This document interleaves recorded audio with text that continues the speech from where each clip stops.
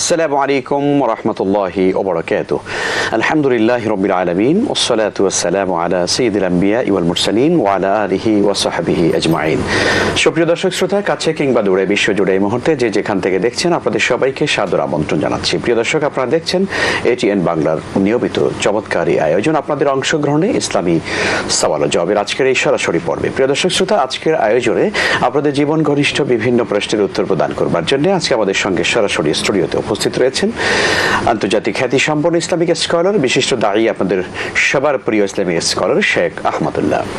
আসসালামু আলাইকুম ওয়া রাহমাতুল্লাহি ওয়া বারাকাতুহু। ওয়ালাইকুম আসসালাম ওয়া রাহমাতুল্লাহ। শেখ কেমন আছেন? আল্লাহ মেহরবানি, আলহামদুলিল্লাহ, শুকরান, জাযাকুমুল্লাহ খাইর। আজকের এই পর্বে আপনি আমাদের সময় দিয়েছেন। প্রিয় দর্শক শ্রোতা, আপনারা টেলিভিশন স্ক্রিনে প্রদর্শিত নম্বরে আমাদের সঙ্গে কানেক্ট হতে পারেন, জানাতে পারেন আপনাদের যে কোনো প্রশ্ন ইনশাআল্লাহ তাআলা। শেখ, আমরা শুরু করতে চাই। একজন দর্শক অলরেডি আছেন।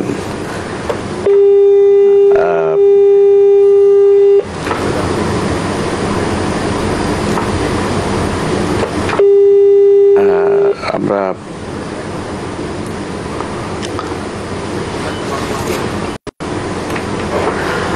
জি, আসসালামু আলাইকুম ওয়া রাহমাতুল্লাহি ওয়া বারাকাতুহু। ওয়ালাইকুম আসসালাম। জি, দর্শক আপনার পরিচয় দিয়ে প্রশ্ন করুন। বলছি। জি হুজুর, আমি বলছিলাম যে অনেকে হজ করে আসার পরে আবার বড় বড় জঘন্য পাপের মধ্যে ডুবে থাকে।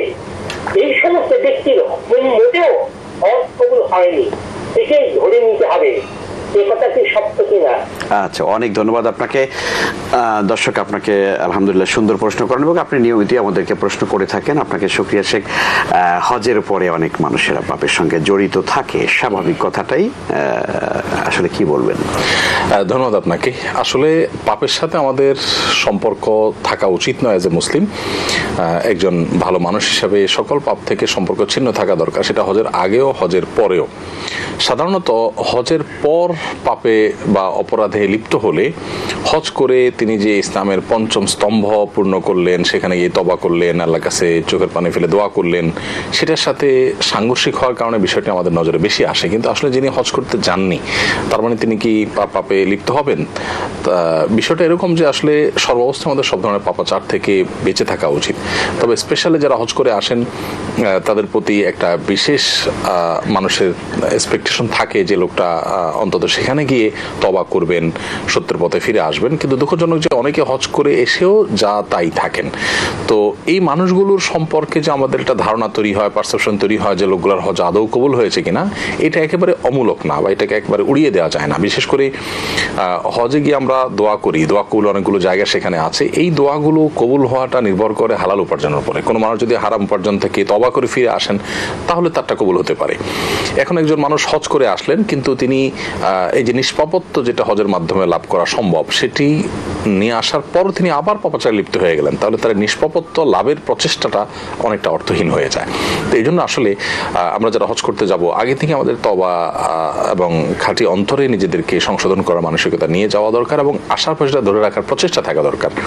এটার জন্য হজটাকে সেভাবে আসলে অনুভব করা দরকার। অনেকে হজ করতে যান, হজের শুধুমাত্র প্রসিডিউরগুলো মেনটেন করে তিনি চলে আসেন এবং কিছু ফর্মালিটিস এইগুলো তিনি মেনে পালন করে চলে আসছেন।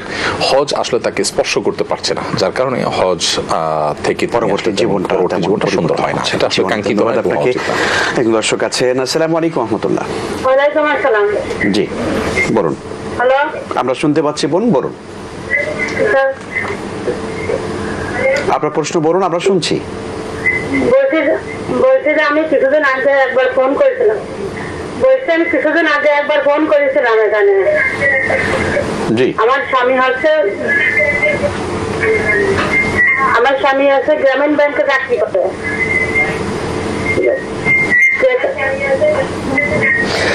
এখানে আমরা এখান থেকে অনেক বোঝার পরে ব্যাংক থেকে চাকরি অবসরের জন্য চেষ্টা করছে। জি জি, ভলিউম কমান, আপনি ভলিউম প্রশ্ন করুন। 6 মাস আগে আমার অবসরের জন্য দরখাস্ত করতে বলেছে। জি, আমরা ঠিক আছে ইনশাআল্লাহ আমরা আপনার বিষয়টি জানবার চেষ্টা করছি, কিন্তু আমাদের অবসর থেকে বের করছে না। আমাদের করণীয় কি? জি, অনেক ধন্যবাদ আপনাকে।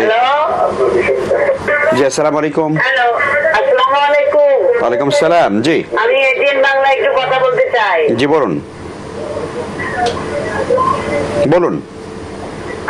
আসসালামু আলাইকুম, আমি বেগম নুরুন্নাহার, লালমনিরহাট বাগেরহাট থেকে বলছি। জি বলুন।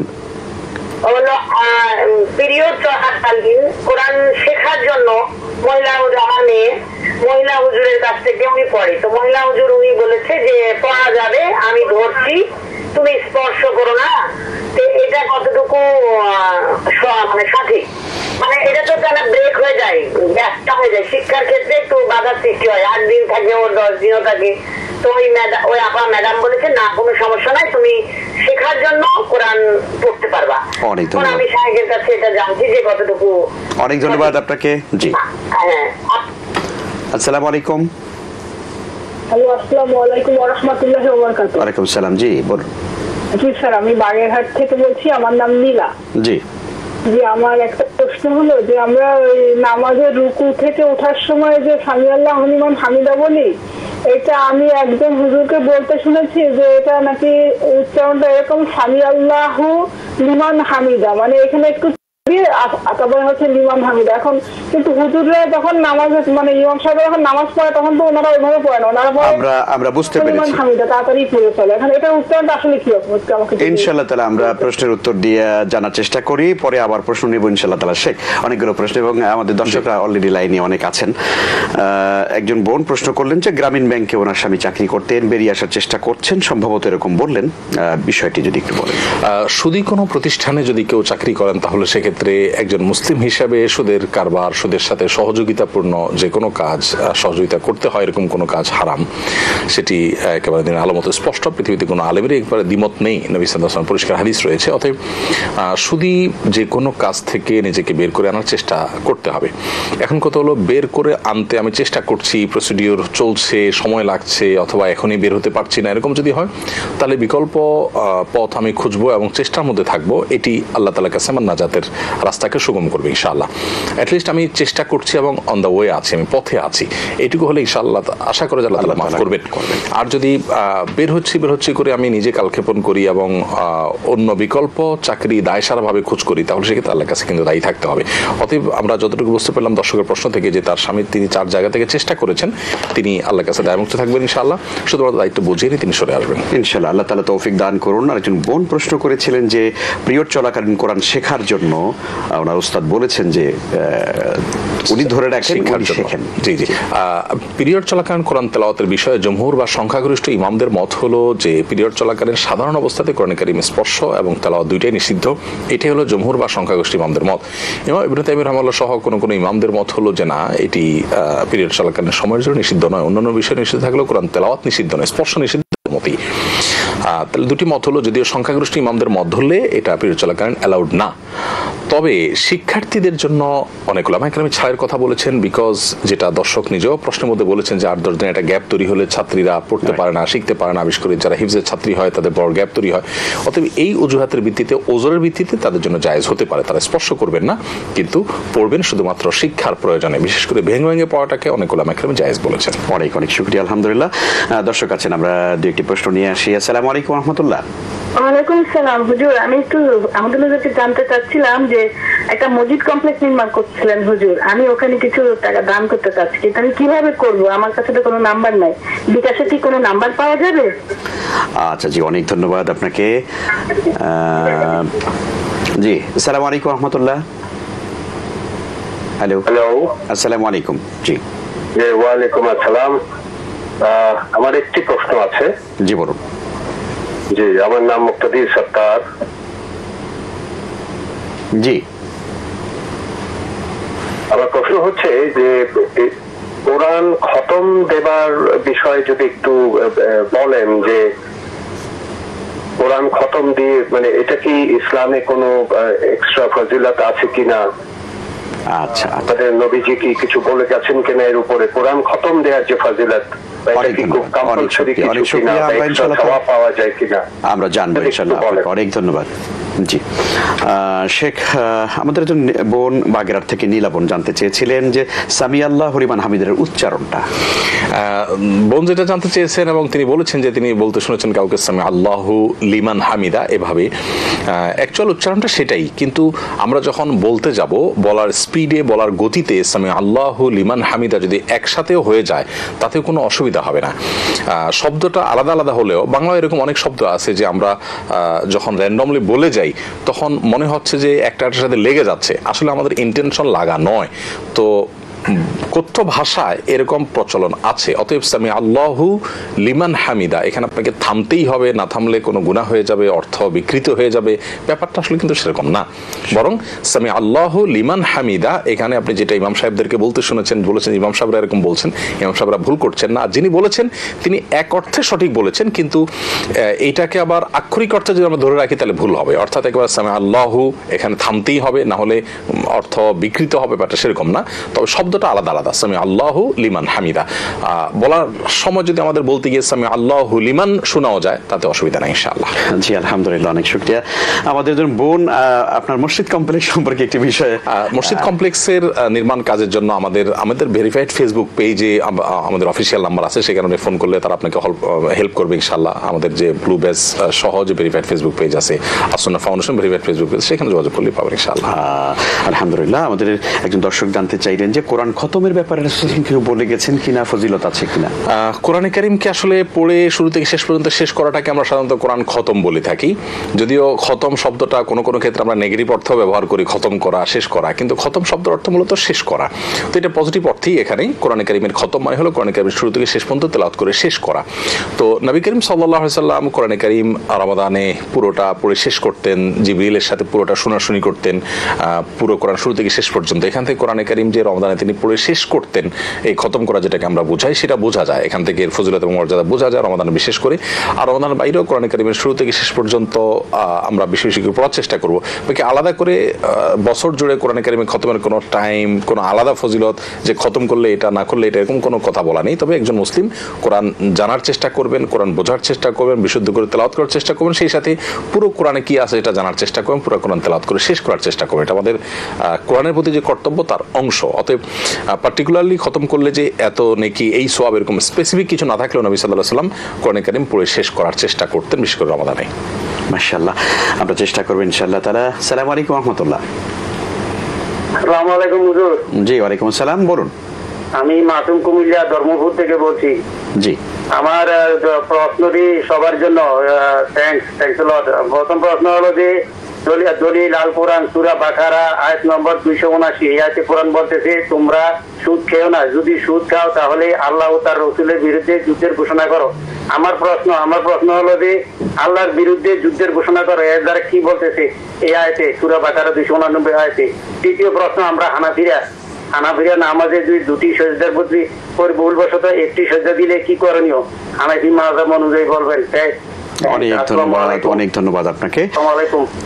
ওয়ালাইকুম আসসালাম রহমতুল্লাহ। জি শেখ, আমাদের দর্শক সুদ খেও না, আল্লাহ তাআলা যেটি বলেছেন সুদের হারামের বিষয়টি, এটা আল্লাহর বিরুদ্ধে যুদ্ধ করা শামিল বলা হয়েছে কোরআনে কারীমে, কি বলবেন? আল্লাহর সাথে যুদ্ধ করা শামিল এর কথা বলে সুদ যে আল্লাহর জমিনে যত হারাম উপার্জন আছে তার মধ্যে সবচেয়ে ভয়াবহ হারাম উপার্জন হিসাবে এটাকে চিহ্নিত করা হয়েছে। অর্থাৎ কেউ সুদের কারবারের সাথে জড়িয়ে যাওয়া মানে আল্লাহ এবং তার রাসূলের সাথে বিদ্রোহ, আল্লাহ রাসূলের বিরুদ্ধে যুদ্ধ ঘোষণার শামিল, এটি বোঝানো হয়েছে। মানে ব্যাপারটা সবচেয়ে ভয়াবহ যেটা বোঝানো হয়েছে।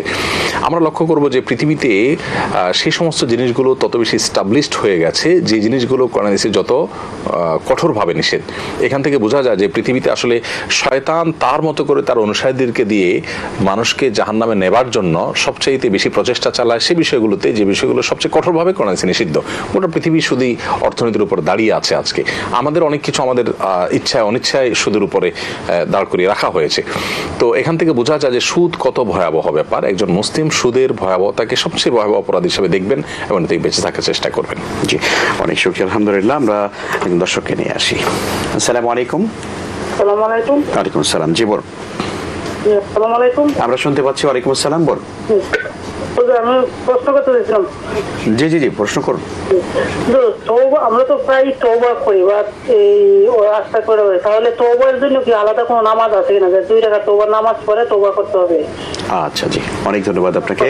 আরেকটা প্রশ্ন হলো জি, যে আমরা লং হিসেবে অনেক সময় না পড়ে, মনে করেন যে বডি করে এরকম হিজাব পড়লাম বা নিচে পেটিকোট বা লম্বা কিছু একটা পড়লাম যাতে পায়ের পাতা করে, তাহলে ঠিক আছে কিনা দুটা হিজাব পড়া? আচ্ছা জি, অনেক শুকরিয়া। মহিলা যদি তার কাছে মনে করেন সংসারে সঞ্চয় করে 70-80 হাজার টাকা দোলা করে সঞ্চয় করলো, ওনাকে আলাদা কোরবানি দিতে হবে না হাজবেন্ডে কোরবানি দিলে হয়ে যাবে? আচ্ছা জি, 2-3 ভরি স্বর্ণ অনেক আছে, 2-3 ভরি স্বর্ণ ব্যবহার করে এরকম অবস্থায়। জি বুঝতে পেরেছি বোন, অনেক ধন্যবাদ আপনাকে। আর একটা প্রশ্ন আছে। আসসালামু আলাইকুম।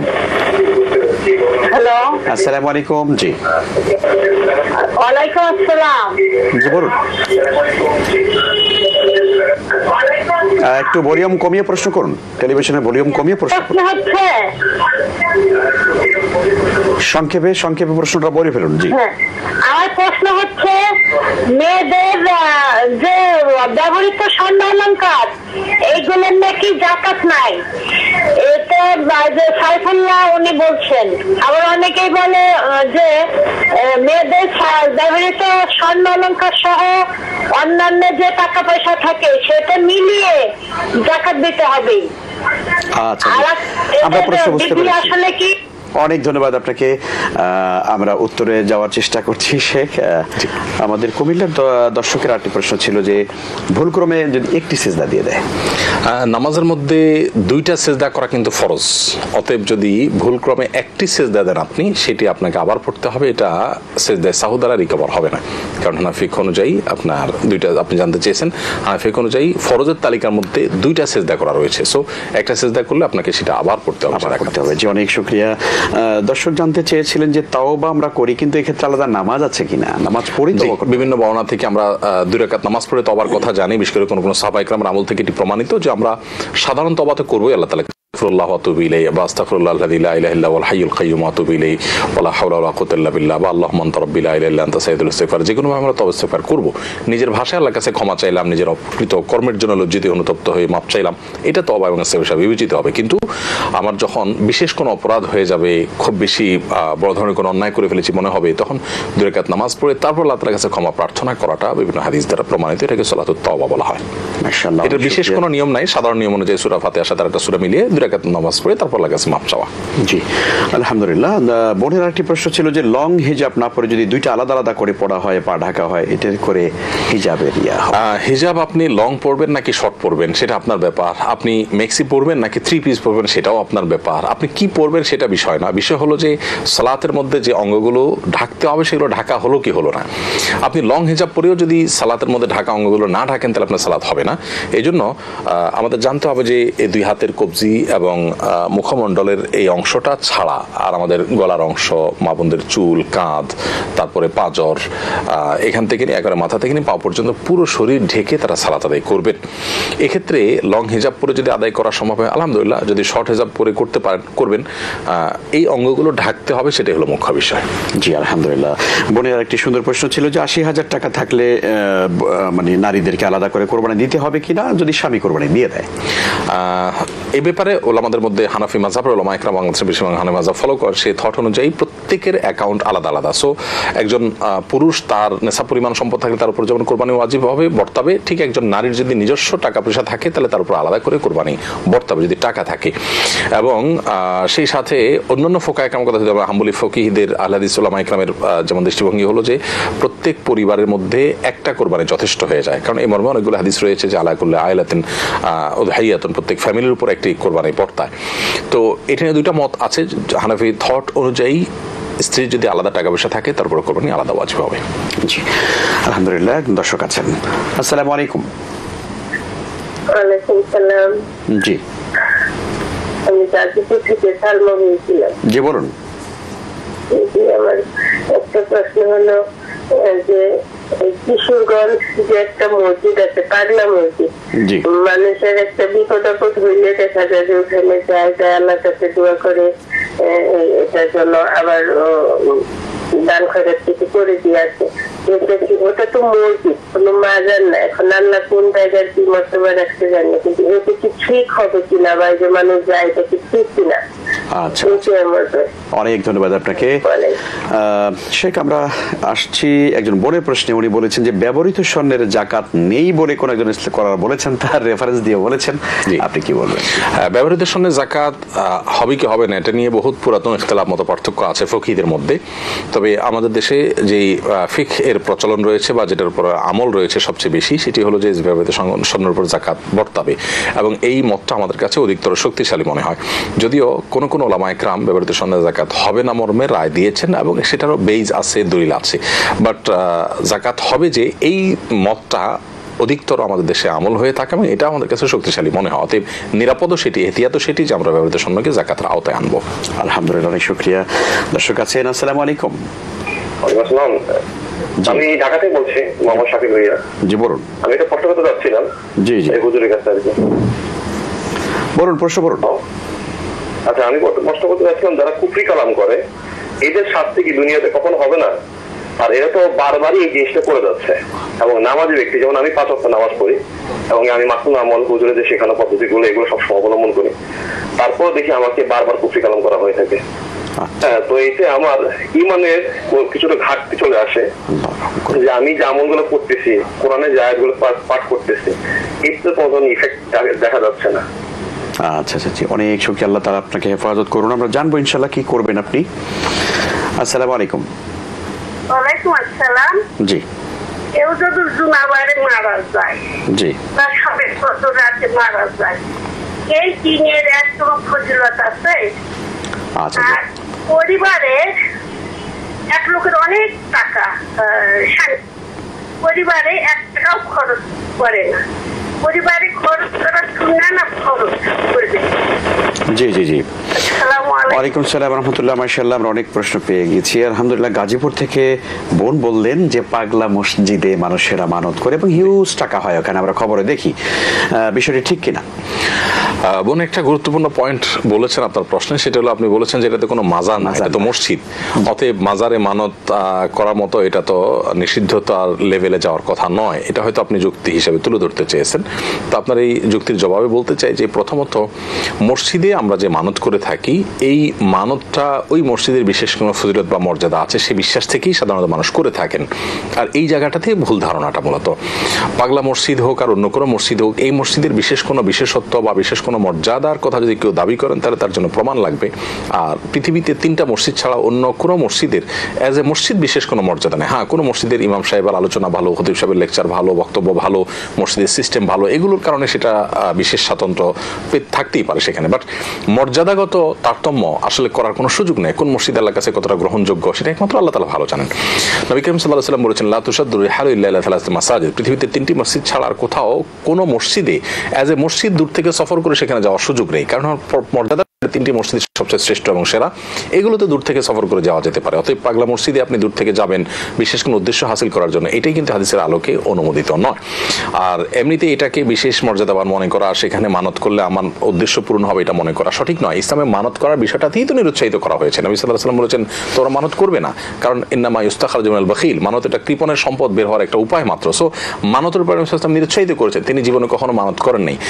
খোলাফা রাশেদা বা সিনিয়র সাহাবীদের কেউ মানত করতে কখনো উৎসাহিত করেননি, বর্ণনা করেননি। আল্লাহ তাআলার রাহে আপনি কোনো কিছু আশা করছেন, আল্লাহর রাহে আপনি দান করবেন এবং আশা করবেন। আল্লাহকে শর্তের মধ্যে ফেলবেন না যে আল্লাহ আমি দান করব যদি আমার উদ্দেশ্য পূরণ হয়, তুমি আমাকে দাও তারপর আমি দান করব।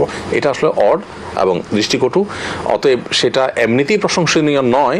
এরপর আবার বিশেষ কোনো জায়গাকে ফিক্স করা যেখানে মানত করলে আদায় হবে, এটা ভুল ধারণা থেকেই হয় এবং এখান থেকে আমাদের বেরিয়ে আসতে হবে।